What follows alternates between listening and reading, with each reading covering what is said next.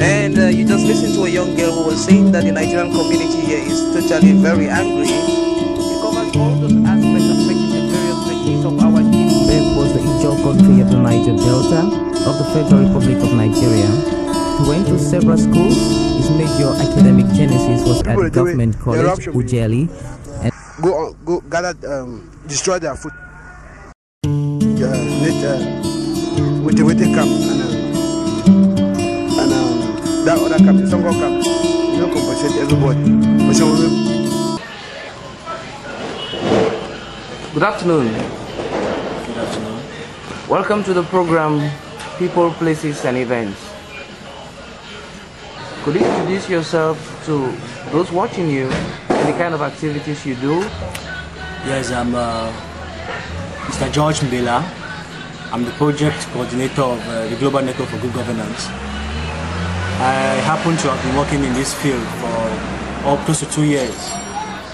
And I must say that corruption in Cameroon is quite endemic, which means it's like everywhere. It's a normality, something that occurs in every office, in every household, everywhere you can think of.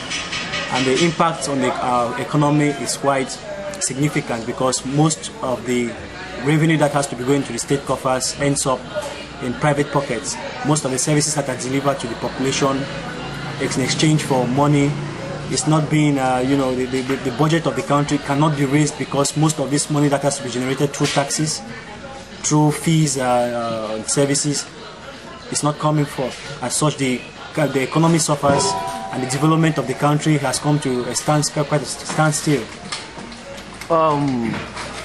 What will you say are the line of activities that your organization has been conducting so far to ensure or to publicize the fact that corruption is a major incident in Cameroon?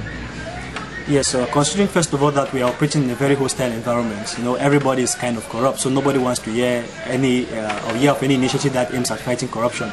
But with our very little means, we have tried and we have sustained the publication of a newsletter that is targeting first of all decision makers to inform them, to tell them about, we want to make them know through this publication the negative side of corruption, how corruption affects our economy. And we think we have been scoring lots of successes because the government, for one, has recognized our efforts by appointing Secretary General as a member of the National Anti-Corruption Observatory. Besides the government and the decision makers, we also organize focus group discussions with target groups. Do you think that organization you just listed here is a rubber stamp? It does not affect government policy. Government maybe is not really carrying out effective anti-corruption mechanisms in the country. Yes, of course, it didn't. We complained that the anti-corruption observatory was not making itself fair. We didn't really know what it was standing for. But with the recent creation of the National Anti-Corruption Commission, headed by the head of state himself, which might not still be independent, we think that that cry has been listened to, and we are hoping that now the fight against corruption is going to be kind of institutionalized through this new anti-corruption commission that has been created. We want it to be independent, although we fear that if the president is chairing it, it might not be that independent, because the fight against corruption has to be intensified for Cameroon to not only qualify or not only attain the HIPC completion point, but generate resources that are being embezzled, mobilize resources that are being embezzled now to develop the country so that basic services can be enjoyed in every corner of the country, and most especially the youth. Great projects can be relaunched so that the youth most especially can gain employment. Do you think these things you've just listed here can work in Cameroon without separation of powers, democracy? The independence of the judiciary is very paramount in affecting good governance, and I want to think that many scholastic opinions are of the view that it does not exist in Cameroon. Yes, it doesn't exist. We find out that the government is giving, the executive is giving flimsy excuses that really don't hold. But we believe that the independence of the judiciary and the legislative, the parliament, is a beginning towards accountability and transparency in the management of public affairs. And democracy here comes in because it guarantees the participation of the population, of the citizens in selecting their leaders. And when leaders are not selected in a democratic way, they lack the government, the elected officials lack legitimacy. And he who lacks legitimacy cannot take decisions and implement them without difficulty. So we think that our democracy has to be, our democratic process has to be strengthened. Our democratic institutions have to be strengthened. We need an independent electoral commission to guarantee the credibility of the whole electoral system. And so we need an independent judiciary. We need an independent parliament. We need a strengthened democratic process that guarantees participation, accountability, and transparency, more transparency.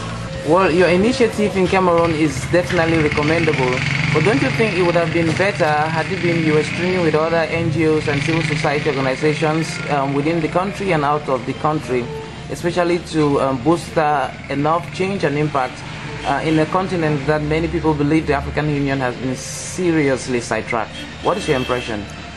Well, I think what you're saying is quite correct, but I want to point out that we have been networking. In fact, we are one of the few NGOs that has networking as top on its agenda.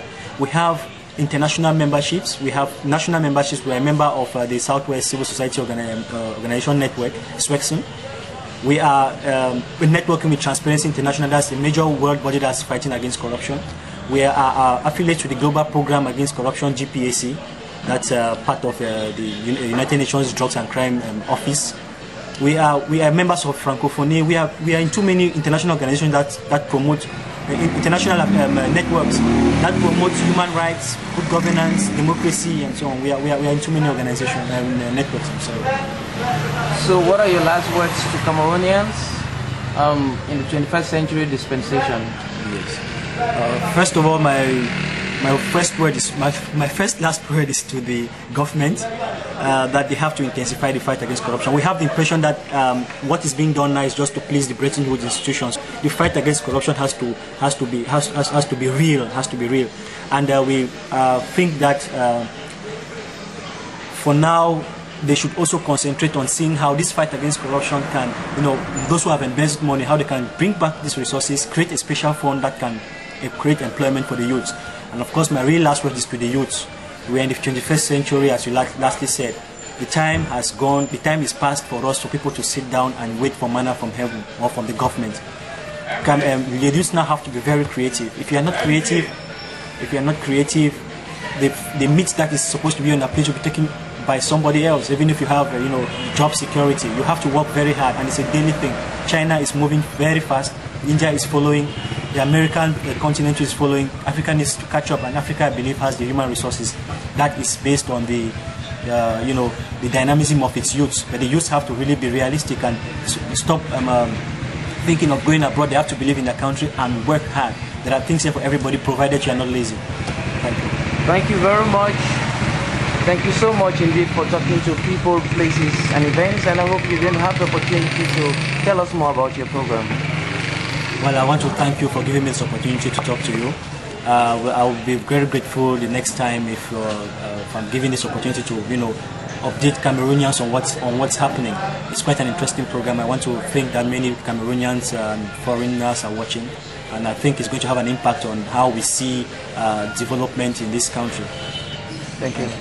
Thank you very much for tuning into the program People, Places, and Events. Sometimes.